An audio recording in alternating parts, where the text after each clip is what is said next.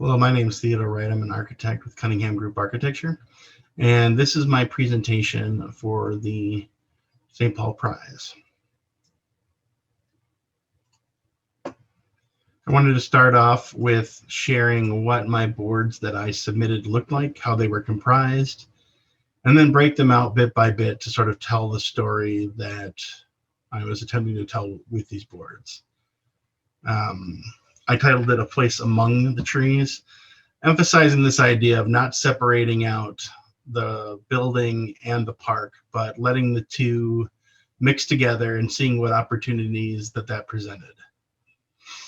When thinking about the project, there were a few ways I sort of entered into like how I would begin to address some of those questions. And the first was thinking about the units themselves and what did it mean to be equitable in terms of the units provided for everyone living there. And firstly, I thought about what I would want to have or want to give someone, and what was the most desirable aspects of any residential building. And I thought of the corner units and how they have more natural light, more access to fresh air, and then having some sort of meaningful outdoor space that you can actually go outside and be outside collectively and not some small token balcony. And so each one of these units was built on the premise of doing a corner unit. How could you build a building that each had a corner unit, each had as much outdoor space as they could for like a private outdoor deck, and as much natural light and fresh air as possible for each unit.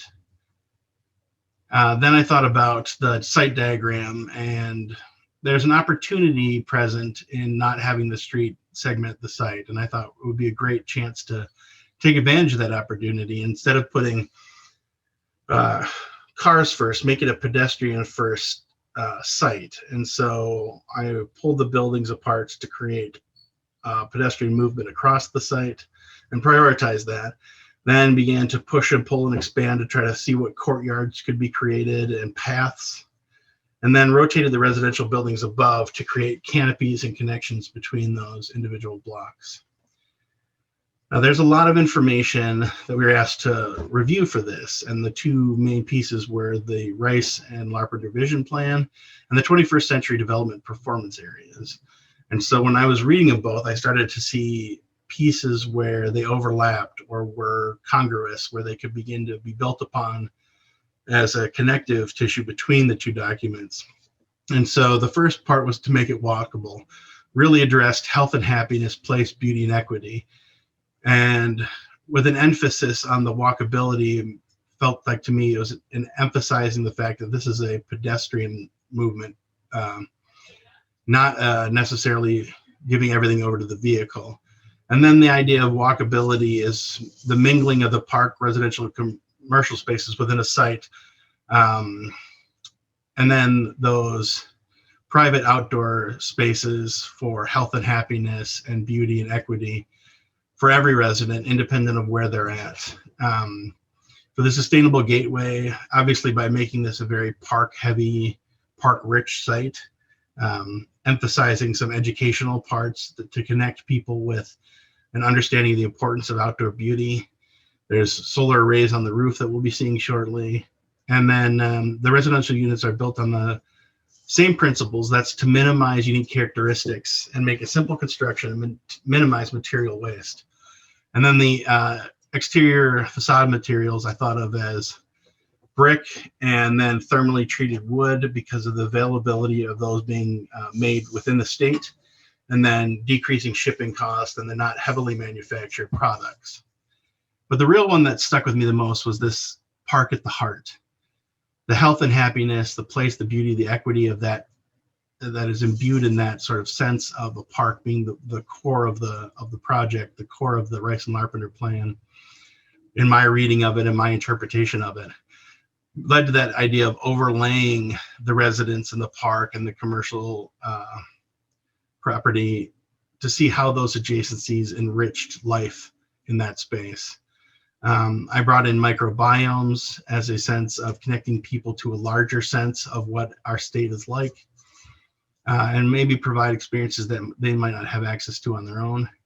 And then important to me is the inclusion of a spot of Native American art, history, and storytelling that we'll see on the site plan shortly, and giving that over to the indigenous peoples and asking them to forefront the history of this state as a means of, again, deep connection. So here's the site plan. There's a lot of information on this. I tried to include the requested front lawn community gathering space at the north end of the site. And at the south end, the inverse of that, if that's the front lawn, then this is the backyard, a play field for children from the community to come and play and run around. There's some particular connections that we'll be exploring later on in the project to an indoor play area. There are small amenity decks instead of large amenity decks, so that independent of who the person is, if they might not feel super comfortable going to just a massive amenity deck with a large group of people, there's still a place where they can go and enjoy the outdoors and not necessarily feel like they have to conform to any expectation that might be there. There's solar arrays throughout the site, just taking advantage of a simple option of increasing the electrical or decreasing the electrical load that this building presents to the community. In this particular area right here, I consider this the welcoming area, the introduction to the site, and giving that to the native peoples. Again, commissioned art from the indigenous artists, and ask them to begin to tell the history and the story of this place as they know it. Every single unit has a meaningful outdoor deck, roughly 12 by 12 square feet, so that they can actually go outside and be outside in a real way in their own private space. This is a little bit more in the weeds in terms of making sure that all the units worked, that the layouts worked, that the access and egress worked, and that we're meeting the requested unit counts and parking counts on site. Notable 3 large flexible commercial spaces on the first floor, commercial parking behind it. You can see that in the first floor plan. And the subgrade parking shows that we're providing more than asked for parking for the units above. And then in the last section of the ground floor, you're seeing a main lobby area and an indoor playground space as an amenity for those more family-focused units. This is a section through the site and begins to show what it's like to have those individual courtyards and pockets throughout the site. And in those individual pockets are those biomes. There's 4 biomes in the state of Minnesota, and I chose to take each one of those 4 sites and highlight a biome to make those connections across the state to the ecology that we actually live in. This was a test render I did of the prairie site. It was not a final render on my final board. This is the deciduous forest render. And then this is a secondary deciduous forest render from the other side. These were all test renders. And then this was the render of the indoor playground with parental observation lounges, so the parents could find a place to sit and quiet and maybe relax and socialize and create community while their kids could be easily observed, but still using this year-round amenity for helping kids get energy out. I have small children of my own, and this is the only place I've ever seen where you have from toddlers to middle schoolers all playing in the same area and having fun. It's got a very young playground, a more middle-aged playground, and then just some sports areas like a basketball court where kids can go in and just get some of their energy out on long winter days in Minnesota. This is the view from the coniferous forest for the private deck. So this is one of the microbiomes, and showing how each one of these apartments has a meaningful scale deck where they can go out and enjoy. You're part of a larger community, but you've got this rich attachment to nature, and just the enrichment that offers each and every occupant of these units. And that is the core of the thought that went into my project. There's obviously a lot more that goes into one of these projects. And I was incredibly grateful for the opportunity to do this work. Found it very rewarding. And really thankful for the community for their engagement and involvement.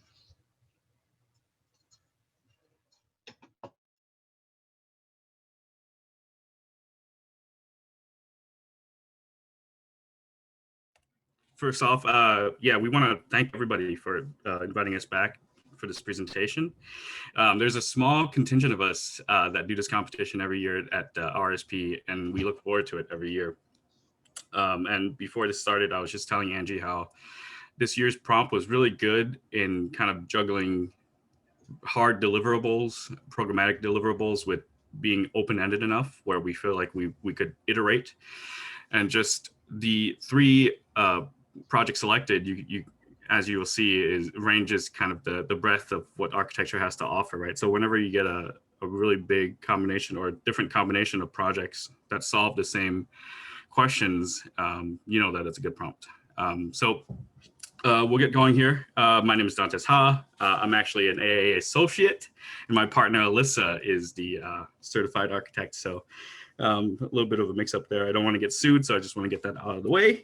And we'll go straight into the project again. So the prompt, as described by Amy, was creating this destination that would attract business, pedestrian life, and serve a diverse mix of residents. One thing that we kind of latched on to that Amy highlighted was also this is an area of new immigrants, ranging in socioeconomics.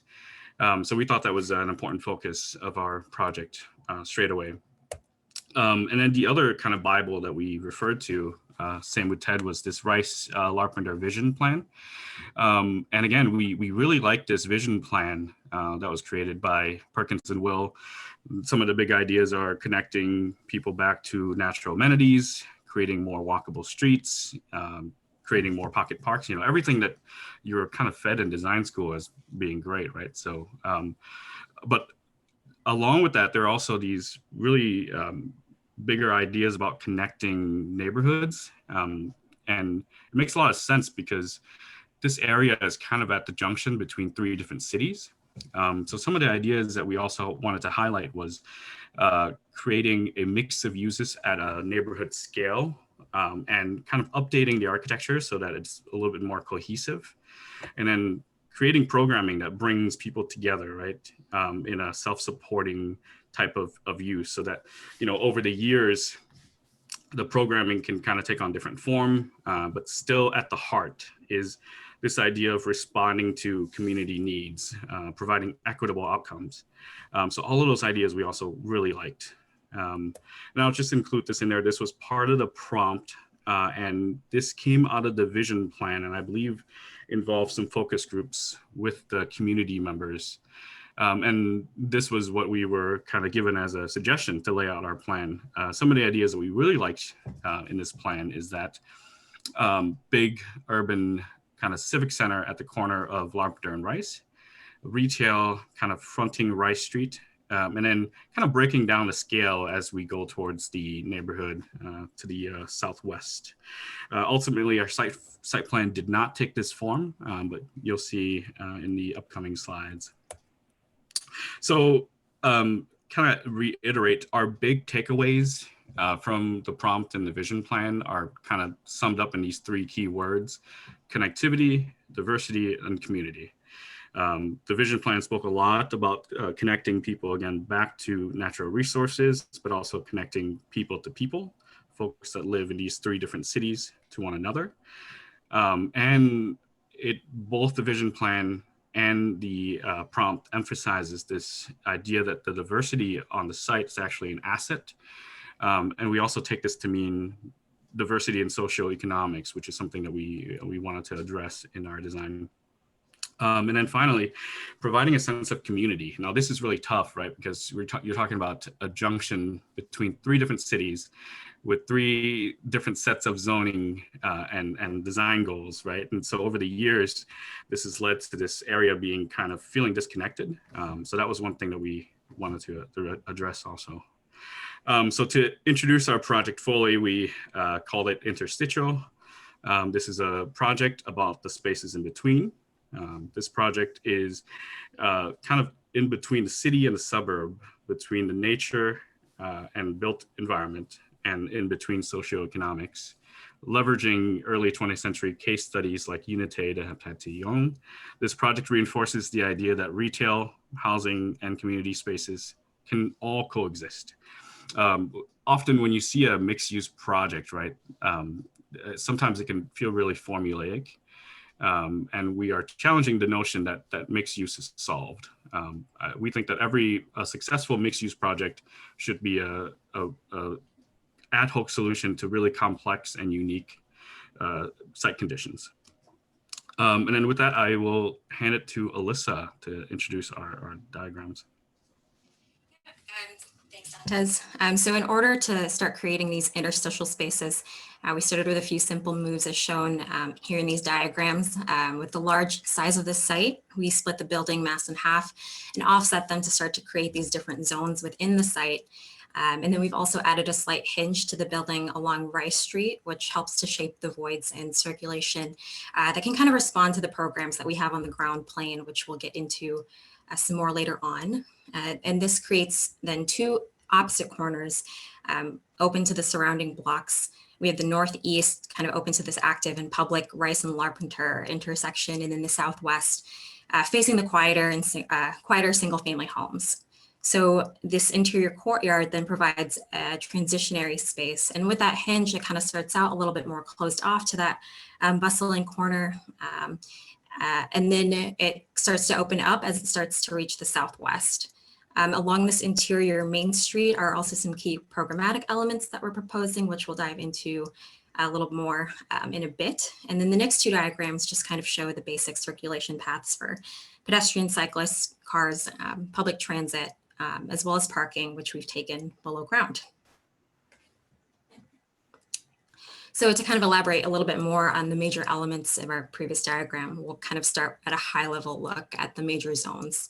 So at the Rice and Larpenteur intersection is this active plaza, which can kind of serve a number of functions, whether that's farmers markets, performance spaces, local community events, or even just events for the adjacent retail and restaurants that we have here. And this little gateway, as we've been kind of calling it, transitions you into that semi-private interior courtyard that's embraced by these community programs and spaces that are readily available to the residents on site, but they also invite the greater neighborhood, kind of promoting that connectivity. So then this culminates in a quieter green space that's tucked away from that busy intersection and kind of acts as a local park as well for the surrounding homes. So with that organization in mind, we'll kind of back up a bit and kind of walk through the site and explore some of these other elements that we have.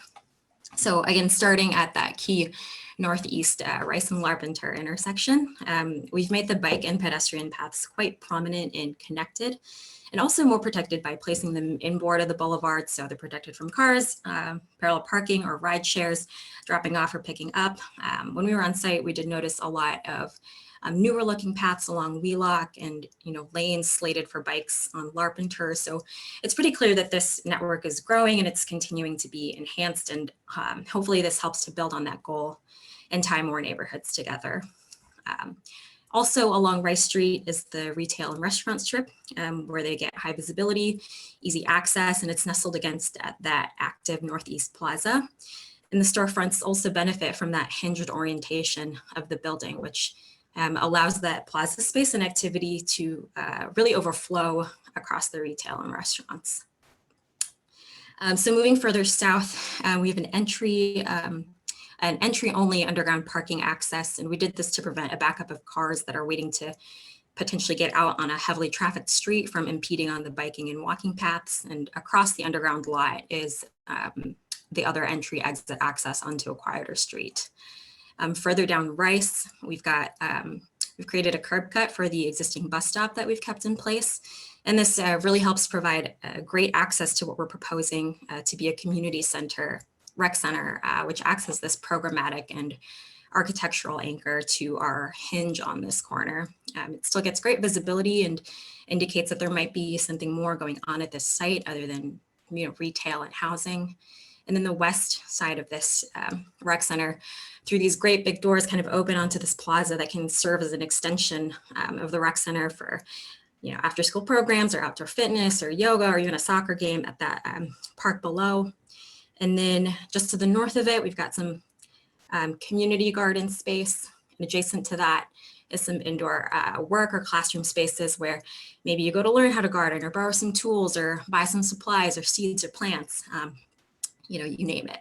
And across this courtyard is a similar idea with the studio and workshop space, and we've kind of been calling it the garage as a place you can go to maybe fix your bike, rent some tools again, or participate in some do-it-yourself workshops and things of that nature.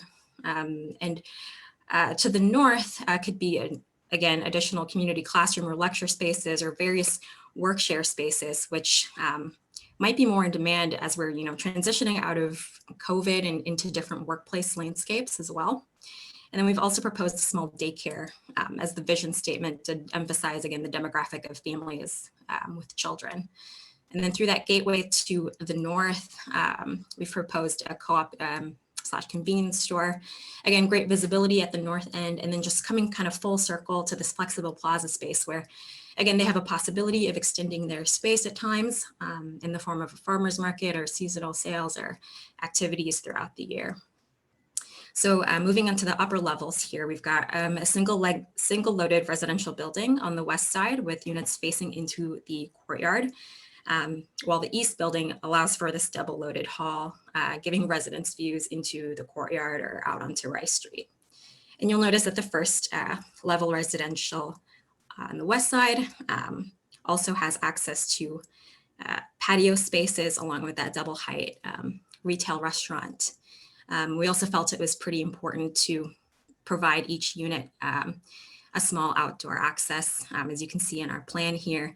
And the side facing that courtyard, again, kind of has these more private residential amenities, but are also more community oriented and kind of reflect the programmatic organization below. So I guess with that, we'll kind of start to step into the feel of these spaces and maybe walk through some renderings here. Thank you for that transition, Alyssa. So we began with the Plaza. Again, this is at the corner of Larpenteur and Rice. And this is kind of our big, flexible, open space. And we didn't want to really heavily program this space because we wanted to be just this open space that could evolve and transform with time. So early morning here, it could be a big farmer's market, but maybe later on in the afternoon, it could turn into an impromptu performance space. And keeping it open means that it could be used seasonally, right? Like maybe in wintertime, there's some kind of a ice sculpture show, things like that. And then because this is kind of the big view that the neighborhood sees of the project, we wanted to locate a big mural. And the idea is that this mural is a rotating mural that features a local artist. Often with neighborhoods that have a lot of immigrants, it's very transitory, and so we want this mural to kind of be change every few years to really reflect the voice of the community that lives there. And then again, to kind of catch the eye of passersby, we've located this big, colorful gateway that sort of signals that there's something more beyond. And that's kind of our transition from this big open public space that everybody can use to a more semi-private one. So standing in this courtyard, you can really start to sense how that massing provides the sort of safe haven between the buildings. Again, it's the sheltered semi-private space, and while it does serve as a transition between these, opposing corners, it's also a destination, and that's one of the things this project really wants to emphasize and reinforce is how a diversity of uses can be synergistic. The success of a site isn't always how lucrative the development can be, but to kind of hone in on a bullet point, how can it really support its users and promote equitable outcomes, excuse me.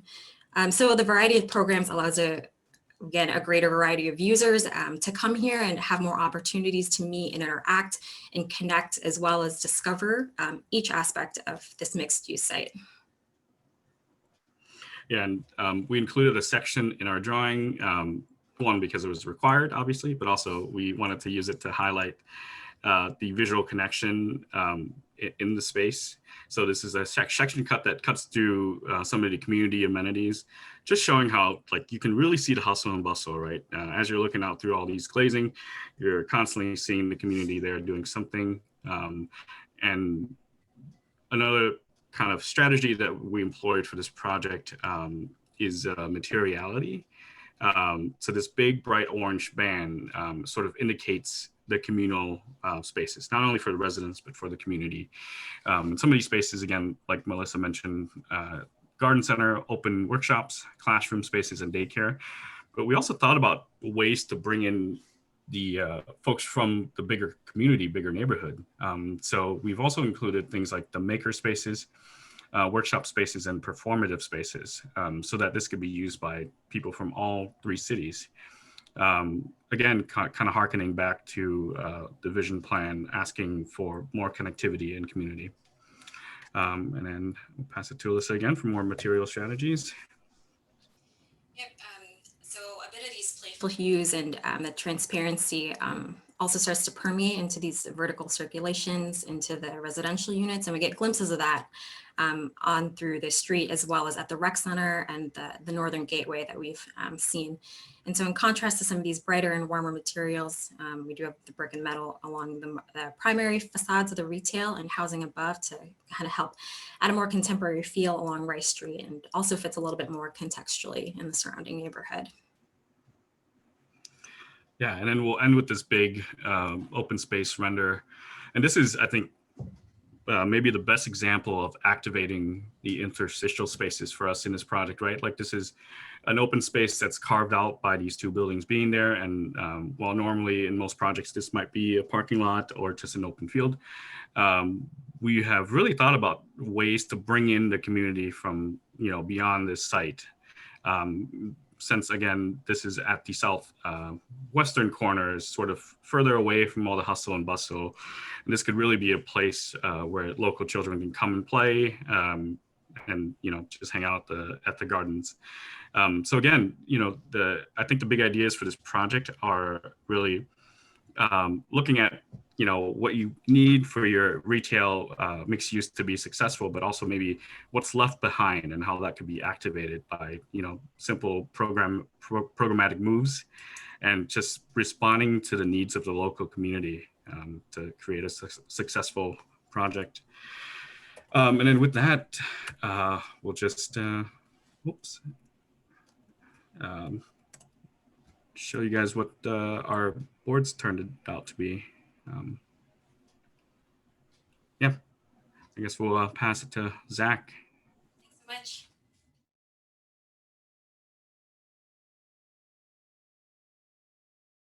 How's everyone doing today? My name is Zach Kern, Associate AIA, and I'm a designer at RSP as well, along with Alyssa and Dantes.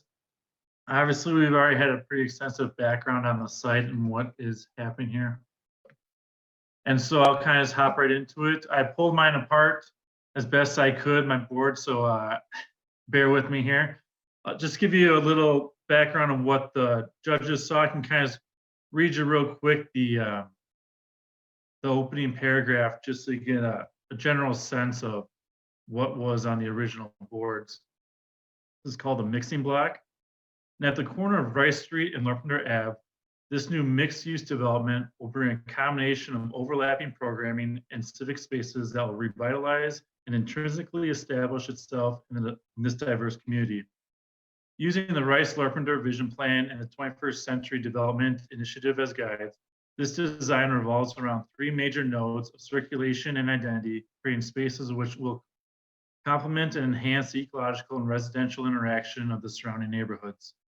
The children of the neighborhood and of the new block will experience a multitude of ecological learning opportunities, from the community gardens all the way to sharing that yield at the public market. This development will not only satisfy the programmatic and environmental requirements of the guides, but will also stand as an inspiration of design and the cornerstone of the continued redevelopment of the greater community. So this was just kind of my opening statement. And so moving right along to kind of the diagrammatics of the site and the circulation. Obviously, you're going to see a lot of overlap in common thinking and what we've been working with in organization of the site. But we kind of have a general site diagram showing how big this block really is in the context of the neighborhood and this cross section of the communities at Rice and Larpenteur. and then really start to break it down based on some of the visionary plans that I think we're all kind of looking towards walkability, intersection, connectivity, really breaking down the scale of this site to something more manageable and something more contextual to the surrounding blocks. So really breaking it down from east to west. I'm sure you can barely see this, and then really opening up that northeast corner for a civic space that the community can share together, and how that might manifest into more flex space. And then really for me, it was also creating one from north to south to separate and create these interactions at the nodes of these various building typologies and people of the community. So then if you look a little bit closer, in terms of organization, I have the high density housing up in the northwest corner, the low density at the southwest corner, and then pushing the retail out to the front of Rice. Really leaving this northeast corner open for creating 3 nodes that carries you through the entire site. Down here on the circulation axon, these would be the 3 nodes that you can kind of come through. We have the east to west, bifurcation that'll help separate the retail and the housing. And then from north to south, we kind of have a gathering space node at the major intersection of Rice and Larpenteur, which turns into kind of the major churning node of really what the connectivity is between all the different neighborhoods. And this is where you get your major green space for activities, and it is adjacent to this shared market space. And as the retail is pushed over here onto Rice, it creates this tertiary node that really is adjacent to the low density housing that gives them easy access and another place to gather, with the restaurants and then retail on both sides of the inside, really creating a walkable street and pushing the vehicle traffic to a minimum with just some front spaces for easy access.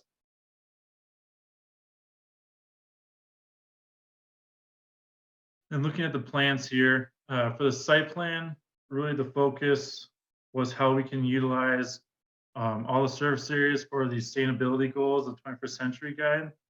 Really looking to use the northeast corner as kind of center for a rain garden for any extra drainage for the impermeable spaces on the site. For the high density housing, we have a rooftop terrace that can implement gardens, grass, green roofs. And then what really this allows us to do is to get up a little bit higher, which, since there's no real physical connection to the lake just north, it can kind of create a visual connection. There is, as you'll see in a little bit, there's not only the rooftop amenities, but there is a little observatory off on the corner, and then the main shared amenity space like workout and party rooms are off the same corner that can kind of get that visual connection, along with overseeing kind of the main interaction area of this secondary node of market space and what can really be a 4-season area between an open grass that can go to an ice rink in the winter. It can be indoor, outdoor markets. And so then down here on the low density housing, it's really trying to get as much as you can out of the space in terms of efficiency. And so we have up here on the roof deck, we have some solar panels, we have a shared backyard grill out area and patio. And then above the retail, we have a shared amenity space just open, and then a community garden, which will be for access for all 4 of these units, or 8 of these units. And that's repeated down here in the south. On the northwest or the northeast corner, we have a restaurant that really kind of bleeds out into this walkable street, and really creating these 3 nodes that kind of bring you through from north to south, interchanging and mixing from east to west.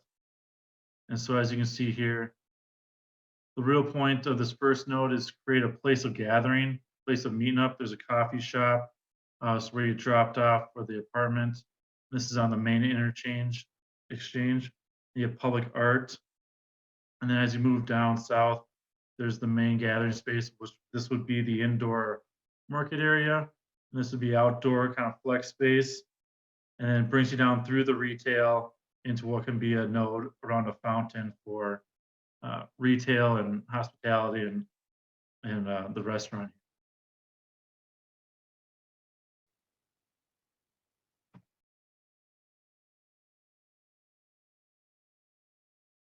Another set of diagrams was more specifically for the 21st century guide, and kind of breaking that down and how those are accomplished throughout the site.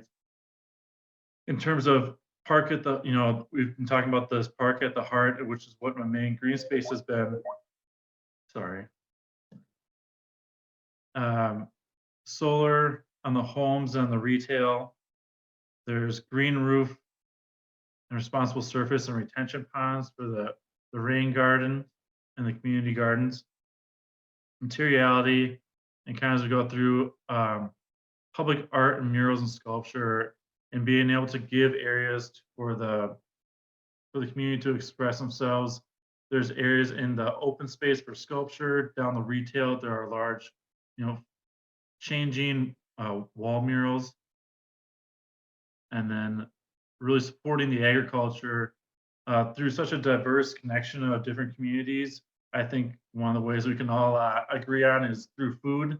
And so that's why I really had an emphasis on these community vegetation gardens that can translate all the way down to a shared farmers market for learning. And this is a section just kind of shows the larger scale of an organization from east to west, pushing the larger scale to the west, and then kind of bleeds out and dissipates to the east through this, from what would be the flex space through the open green space, and then how people at the observatory can look over and out to the lake, and then everyone in the high density apartment can have better views to the community. So just getting back to what you saw originally was one of the main renderings of this would be the first node of what you're looking at. This would be the gathering space of the bridge. This node is called the bridge over the rain garden, which kind of leads you in, a place to meet, very open, very welcoming, kind of brings you in with the coffee shop, public art. And as we make our way down to the second node here. And this will be the second node of the market. So the market would be kind of tucked away inside the high density housing. Which you have here is just a general floor plan with that space I was talking about on the northeast corner of it, able to look out to the greater lake to the north and over the rest of the community. And this would be the marketplace as kind of a flex space for learning and agriculture. And then this is a different scales of gathering places, and this would be the biggest one. Whereas open areas for kickball, frisbee, and then in the winter can really be transformed into something useful like an ice rink and sculpture yards. And then this would be the third node, the fountain, which really gives you a shot of what that retail walkable road would look like, going from south to north, and carrying you all the way through with a rooftop patio, and then the housing and vegetation, community gardens on this side, public art, and really how that all is connected with keeping traffic and cars really to the perimeter or underground. And this has one of the low housing floor plans and kind of a single family 3-level with their own garage, all the way up, building all the way up to the rooftop where they have shared amenities. And this is just kind of the overall shot from the south. And that's it. So, thank you.